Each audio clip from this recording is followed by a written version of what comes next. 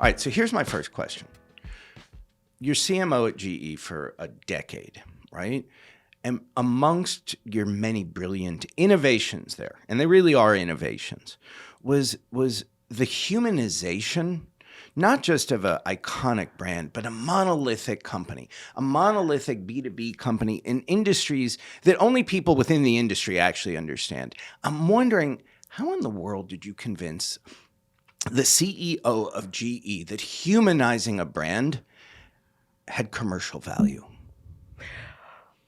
Perfect question, Seth. I found in all my time at GE, and listen, I built on the shoulders of many wonderful people, that the humanization of GE was inextricably part of the DNA, always had been, and as far as I'm concerned, I think it always will be. It was always Thomas Edison's company. Always. And we always talked about being the sons and daughters of Edison. And I think when you're blessed with a founder, even a founder who's not around anymore, that was always a touchstone for us, that there was somebody behind the products, there was somebody behind the machines, the innovations. Was that something that you unlocked or did it precede you? I think it preceded me. Yeah. I mean, I followed Beth Comstock, one of the legendary CMOs, and I give a lot of credit to the GE brand. Gosh, if you went back to the 50s, Ronald Reagan was host of the GE Theater. So there was always this idea of GE wasn't just machines. It was so much more than that. I think what I had the opportunity. I'm sorry to interrupt. Yeah, no, go. You and I know each other well enough. I'm going to stop apologizing for Don't interrupting apologize. because you know Just it's going to come. Just interrupt.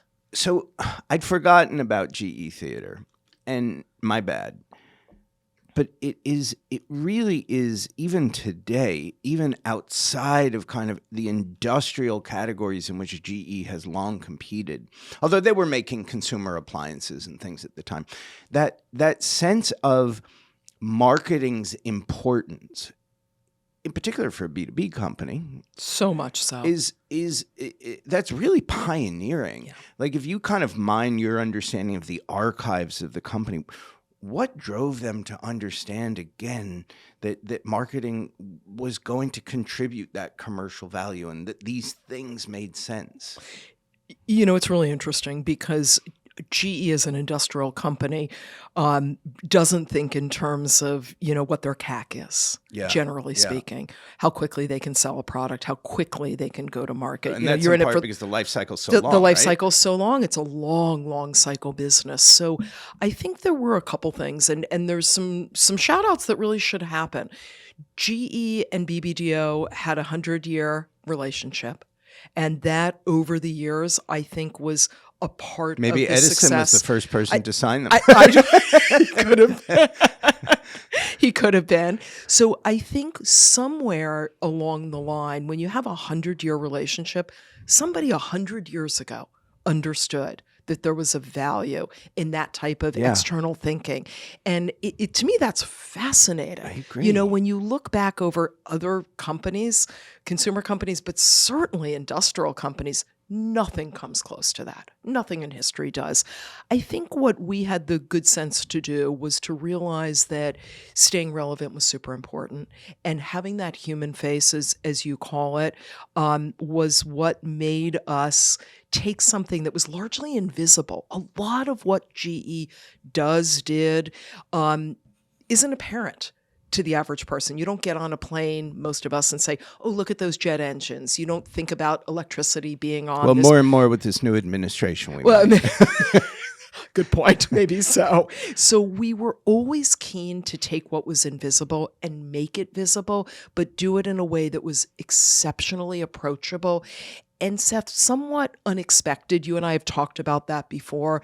I think when a company, a legacy company, a heritage company, whatever word we want to potentially give to that, shows up in a way that's both fresh and familiar, and then puts a human face on it, I think it's an unlock. Yeah.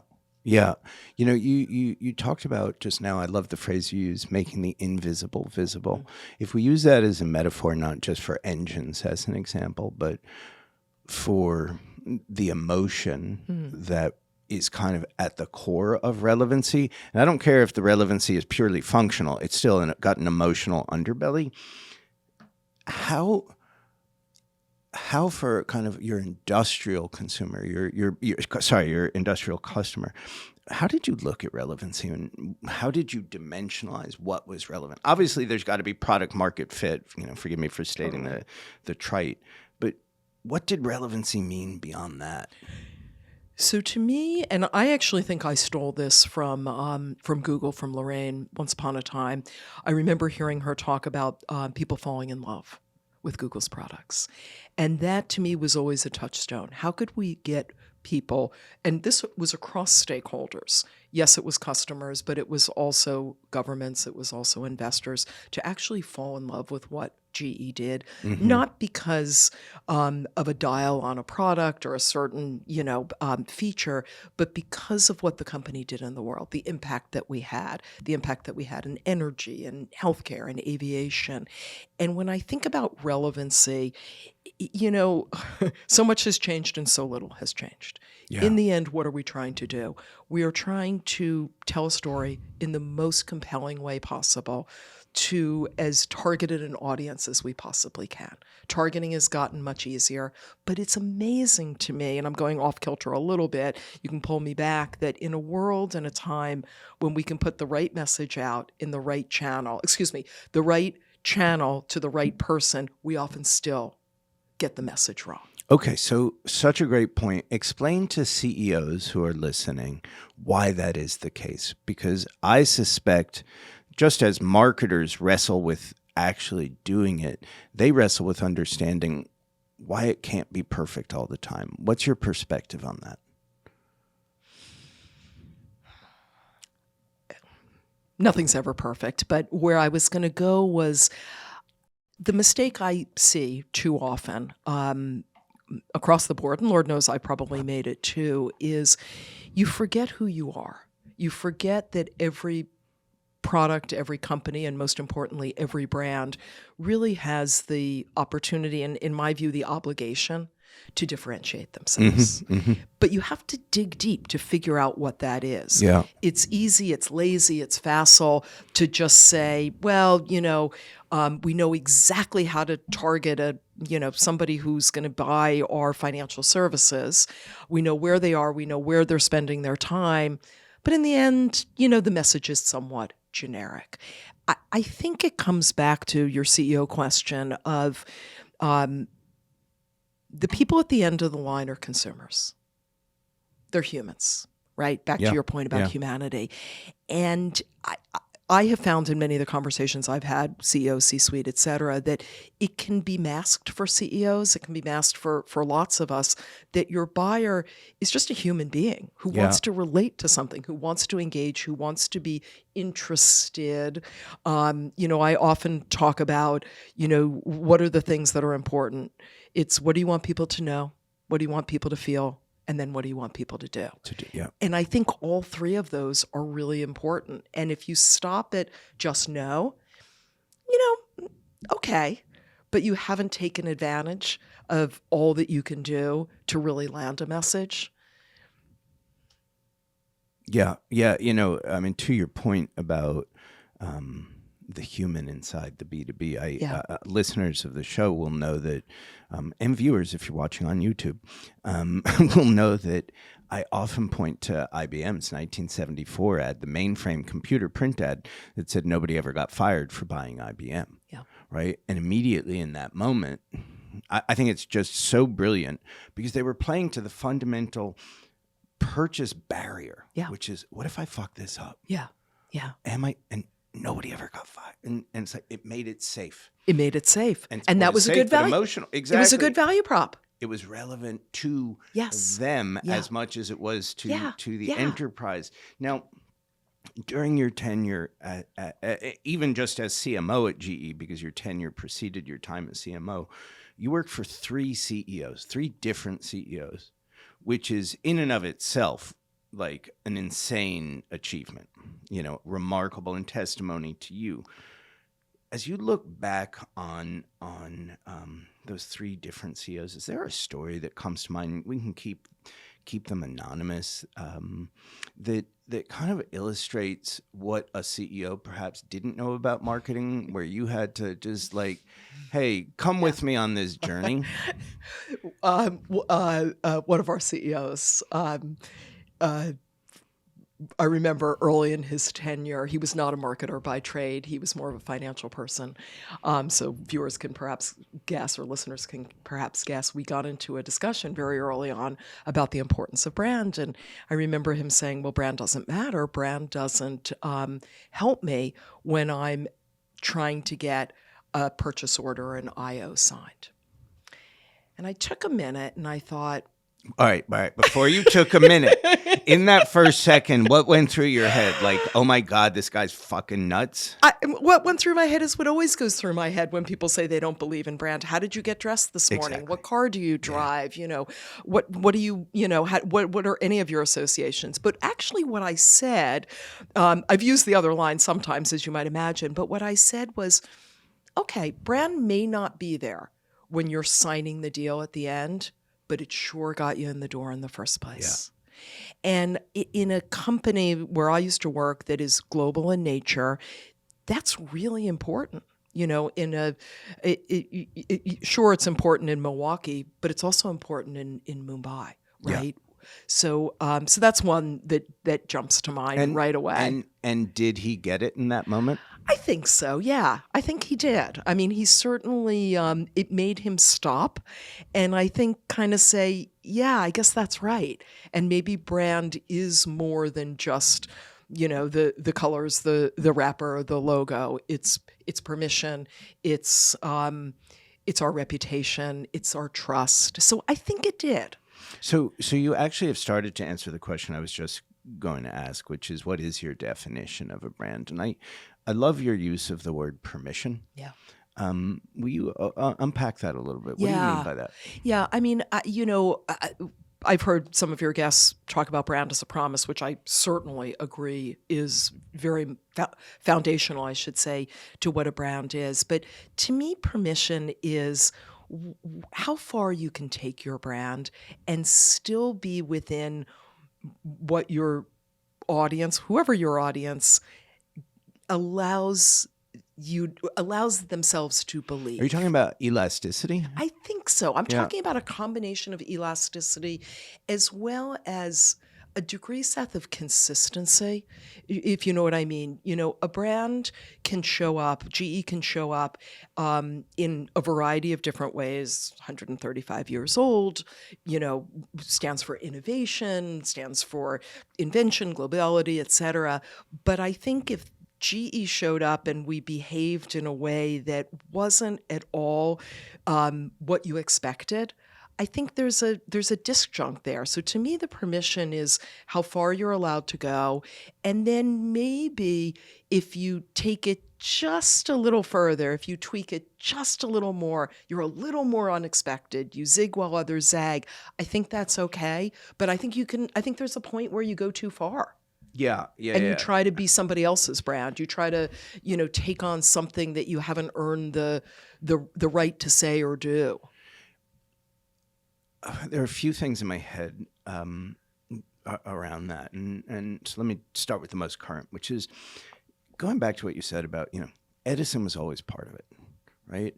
And always. So did the fact that you were a company, he was an inventor, founded by an inventor, give you, to use your word again, the permission and maybe even the obligation to ensure that your marketing was as inventive and or innovative as was the founding of the company? Undoubtedly. That was a huge rallying cry for us, Seth. In fact, that was often our brief when we spoke to agencies and creators, which was, how can we be as innovative and creative in our marketing as we are in our products? Because that allowed us to do things that weren't chasing shiny objects, but were really reinforcing a company whose core was innovation. So it's a great example. That was another way I think we gave permission, and we also allowed ourselves to sort of never get quite over our skis. Well, never say never sometimes, but to push ourselves into new places. And I know I'm asking kind of actually essentially the same question as I asked before, but in that moment, were there, with that in mind, rather, were there moments, and I have to imagine there were, across 3 chief executives and I don't know how many CFOs, where they're like, we're innovative in our products, not so much in our marketing. And so, I mean, because you have a legacy of firsts. Yeah. Where you didn't feel you had the permission to do what you do to drive growth. And you had to convince them to, I think the words I used before were come along for the ride, or to trust your expertise. Yes. I mean, it's all situational in so many ways. When Larry Culp first became CEO, so that was 2018, financially, we were not in a great place to go out there and tout what we were doing. It was probably 2 years at that point where we really honed our narrative. We refocused the company, we refocused the portfolio. I mean, it was truly a time of transformation. And what I love about Larry and I love about that time was it was a time where we sort of, Seth, took stock in who we were, legacy, invention, et cetera, but also thought about who we were going to be going forward, which ultimately became 3 different companies. And what I love is that Larry went along for that ride. And I will say I love that I also knew that there were moments to be a little quieter while we were getting our own house in order. And it wasn't a moment to shout a lot, and we didn't shout a lot. And I think as marketers, sometimes you need to, you always need to be thinking about what the business needs at every moment. But there are times when the business doesn't need you to be quite as avuncular as other times. And sometimes silence can be quite, or quiet can be quite differentiating. Quiet, and also building back up, which we had to do some credibility with Wall Street. And that was a time where that's what we did.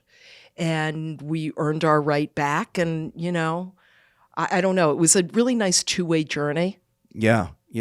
I want to talk to you about the role of marketing, the impact of marketing on share price. But before I do, I realize I haven't introduced you.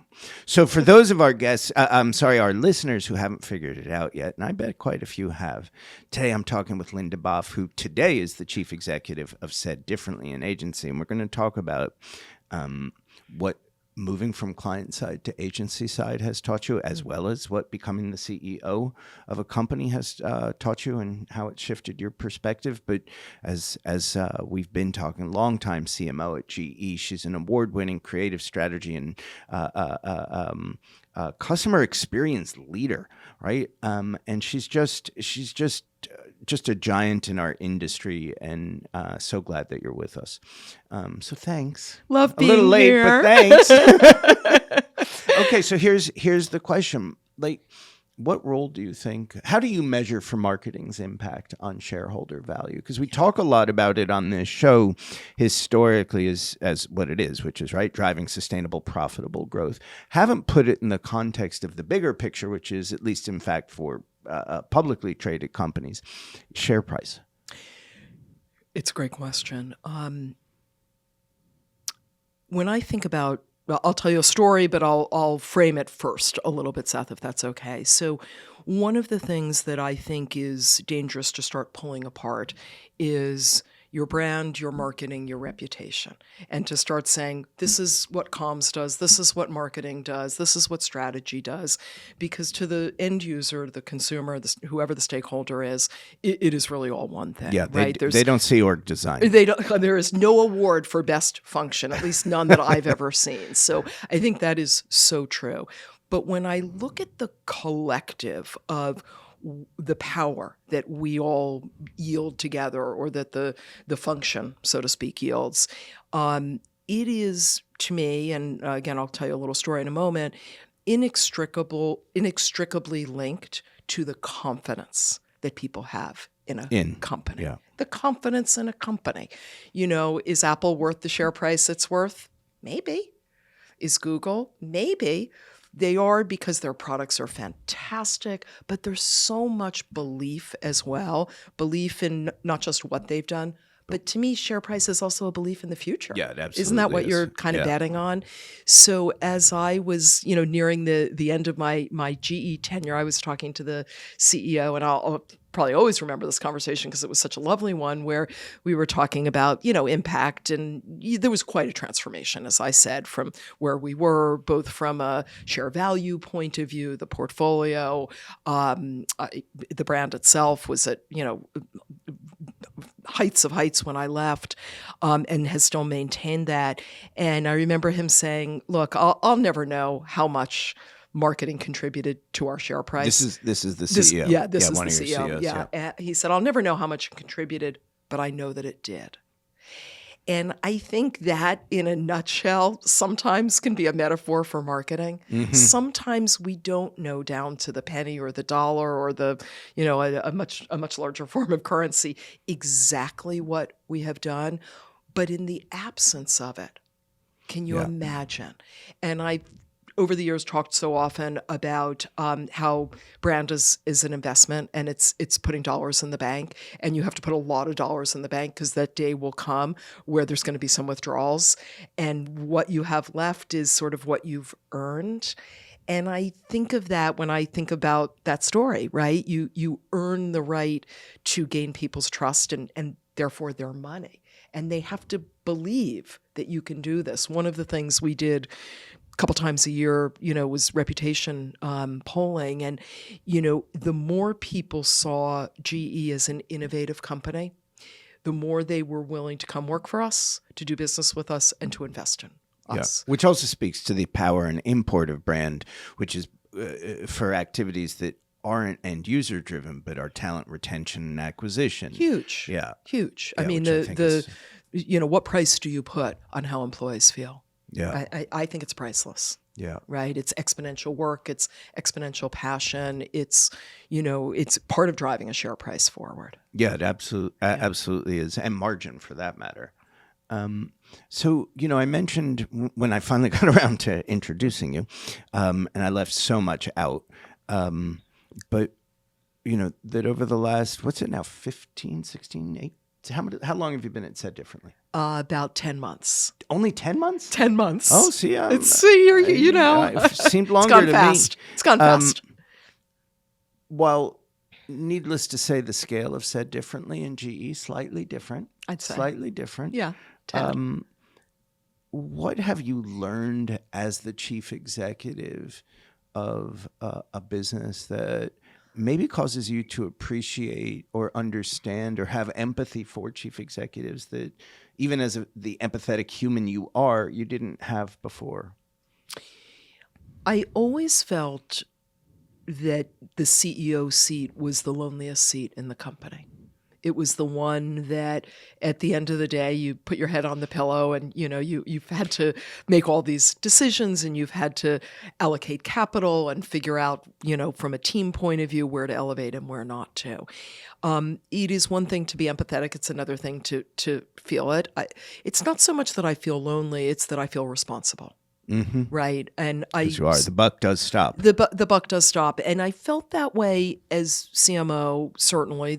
I had a team I felt incredibly responsible for, but it's drastically different. I truly feel as though it's the work. We want to do great work for our clients. But it's also the bottom line. Yeah. Right? I mean, we're beholden. We're owned by private equity. There are real numbers. So the part that is unchanged, you didn't ask me this, but I'm going to say it, is the importance of how much time you spend on people. Say more.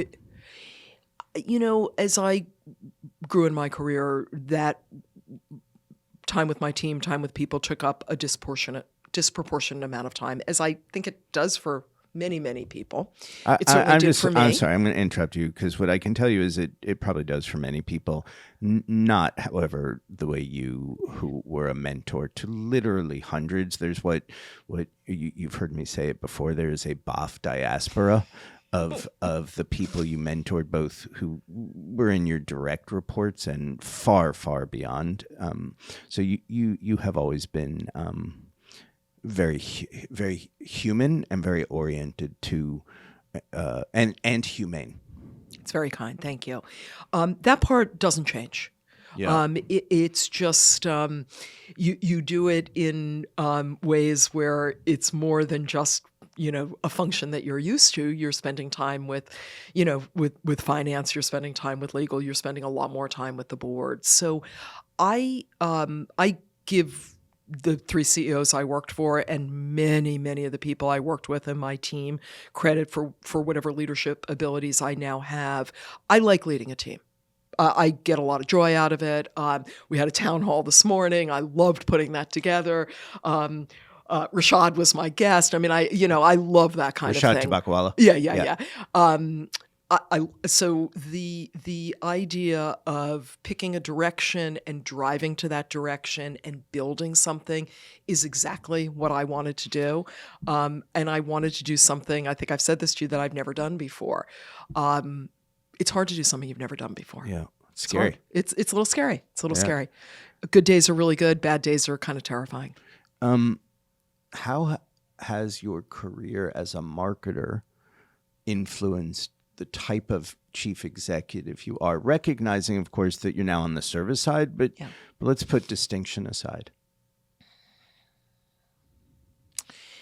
I think it helps so many ways. I mean, I know you talk about this. You've talked about this on some of your podcasts, that it's a shame there are not more marketers who become CEOs. Yeah, and that's the premise. It's the premise of the whole podcast. This is a little different because I am still in the same space. But I would say that it's,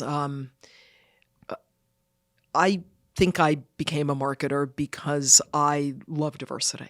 I love diversity of ideas. I love diversity of people. I love different problem sets, et cetera. That prepared me beautifully for agency life, where everything is diverse, right? There is not one marketing challenge. There's not one company. It comes in all different flavors. I think that was terrific preparation. The financials, absolutely huge. I was beholden to business goals as a CMO, to growth goals. I still am. That was very helpful. And then I think the how do I describe this? As a marketeer, I think you are constantly being asked to interpret what's going on outside, bring it inside, and connect it to growth. Yeah. And I think that has been exceptionally helpful because you can't just stare down at what's in front of you. You have to look all over. You have to look to the side. You have to understand what's going on in industries that may be adjacent, that may come and sort of bite you if you're not thinking about it and quick enough. So I think those are things that help me.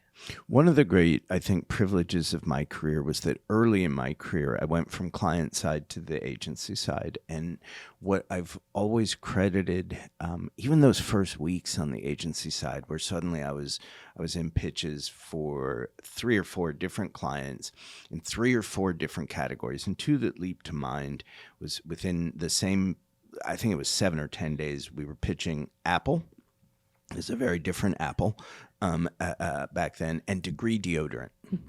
And as I was preparing for the pitches, I was struck by how much, in fact, they had in common. Right? What leaps to mind is switching costs. Right? Apple was not a dominant player back then. And fear of failure, right? Because I remember the deodorant company. The worst thing you could do when you switch is raise your hand and somebody sees an underarm circle. Now that you've, for 10 months, been seeing such an array of brands across an array of categories, are there any commonalities that you're like, hey, this is just, we're all fighting the same battle? Oh, God, so many. I think there are more commonalities than there are differences. I think so, It really doesn't matter if you're in hand lotion or you're in financial services or you're in telco, all companies that, categories that we work with.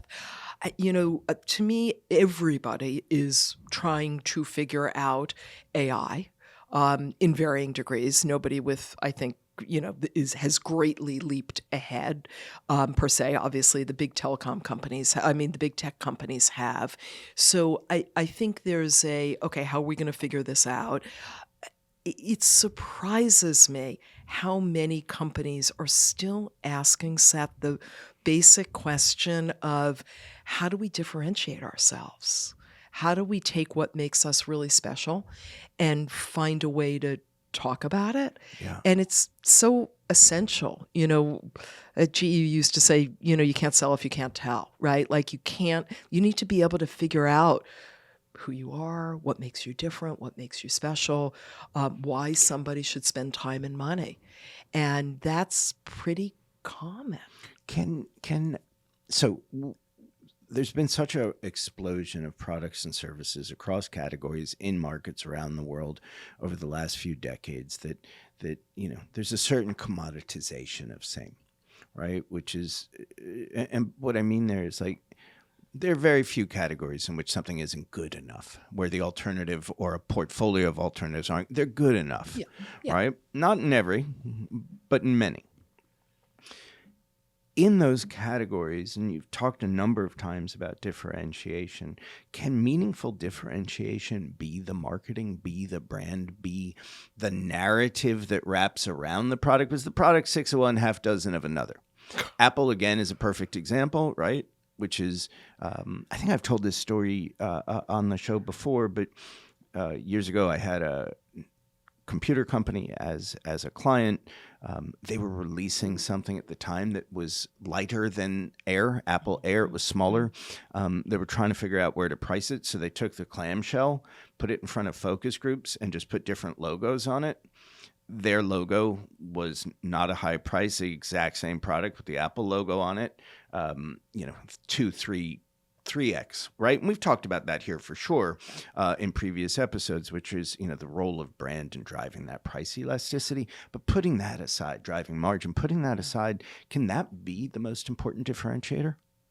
Brand itself? Brand and marketing, in fact, which then takes me back to shareholder value. Yeah. I think so. I mean, I think it's in some ways the essence of what a brand does, right? Isn't that the promise? The promise that, there is an unlock of sorts that is more delightful, more satisfying, makes you feel a little better, makes you look a little better. And I think it is foundational to what brand is. I think marketing is a little more nuanced than that, but I think for brand, it's when I love a brand, I want to know everything about it. I want to spend time with it. I want to tell people about it. And if I'm delighted, I become that advocate and that extra, the evangelist, the evangelist, the extra volume around it. But on the other side, if you're disappointed by certain touch points, if there isn't consistency, if the online experience in no way matches what the product promise is, it all falls apart. So the wrapper is great. The wrapper is important. The product's important too. Which takes me to two things. One, I want to get your definition of marketing, because you rightly distinguish between the two. But I want to give a shout out to William White, who on a earlier episode of the show added a word to the definition of brand as a promise. He said a brand is a promise kept, and I think that's nice. that kept is everything. And I love it that. really leans into what you were just saying, which is it's more. So when you think, what is marketing? Where does it begin and end? I mean, it begins with whoever your audience is, and you work back. To me, marketing is about satisfying the needs of your audience, your customer, with your products, your services, whatever it is you're selling, to drive growth for the company. And all the things that add up, and all within the things that, right? that add up. But the mistakes I've seen, and some of the mistakes I've made, are when you think you have the right product, the right service, but you've ignored the marketplace entirely. And I think marketing. Is there an example where you've seen that, whether within a company you've been part of? I can give you an example of ours. I remember years ago, In our healthcare business, we had a portable ultrasound. Literally, it was almost the size of an iPhone. You could carry it in your hand, and you could use it in remote areas to do, Yeah. sonograms and that kind of thing. It was a fantastic product. I'm going to tell you what, I think they just featured something like it on, if you've been watching The Pit, P-I-T-T, on Max, I think. Well, now it's back Great again. show, by the way. Yeah. However, when we first introduced it, which could have been 15 years ago, we'd done no market research. We hadn't talked to the people in remote areas that could be using it. And so we had a product without any insights. And I think you can have a great product, and sometimes it works. But I think if you don't go all the way and you haven't worked on what is it that's going to make the market, you have a product without a market. Isn't that marketing? Yes, I mean, quite literally. Quite literally. So it's elemental, but I don't know. I think of it in a perhaps overly simplistic way. Marketing is growth, but how do you drive growth? I would push back on your choice of word and being overly simplistic, which is to say, at least my bias is that, especially in times of great complexity, and these certainly are those, simplifying, simplistic bad, simple, simpler is better. good. I think there's a great You're right. Einstein quote, right, which is, make everything as simple as possible, just not more so. And kind of, so speaking of simple, what's the hardest part of being a CMO from your perspective? What's a CEO and a CFO and a board need to understand about how challenged that position can be? Well, I think it's a few things. I think it is, in my experience, many CEOs and many companies have different definitions of what a CMO is. Yes. And unfortunately, that does no favors to CMOs. I think the variance in definition is unique in the C-suite. I don't think there's variance in a CFO's definition. I don't think you say, well, it would be nice if they had FP&A experience, right? So I think the fact that people get very attached to their marketer, but they don't have some sort of, well, this is what a marketer really stands for. Yeah. So that's number one.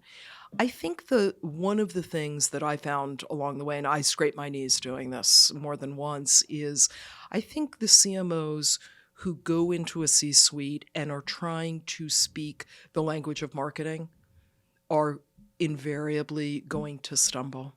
Invariably. As opposed to the language of business. As opposed to the language of business. Yeah. A dozen years ago, maybe even a little more than that, I remember going to our executive committee. This is the first CEO I worked for, and it was early days of search. And I remember I was so passionate, we've got to be focused on what our customers are searching for. Now, that sounds beyond simple, but when you make billion-dollar products, nobody believes, well, why would they be searching for them, right? It's always through a direct sales channel. And I remember thinking, how can they not get it? I remember literally leaving a meeting and thinking, why aren't they getting it? And then I realized they're not getting it because I'm not using the words of business. I'm using my words. And, how'd you reframe it? I reframed it around what B2B customers are looking for and where competitors are showing up. Yeah. And I brought Jim Lisinski in to talk to them from Google.